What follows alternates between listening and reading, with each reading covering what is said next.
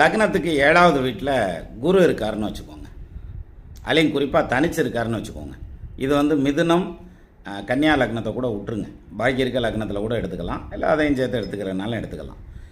இப்போது லக்னத்துக்கு 7ஆம் இடத்துல தனிச்ச குரு இருக்க, அவருடைய தசை நடக்குது. அப்போ கல்யாணம் ஆகி மனைவி கன்சீவ் ஆகிட்டாங்கன்னு வச்சுக்கோங்களேன்.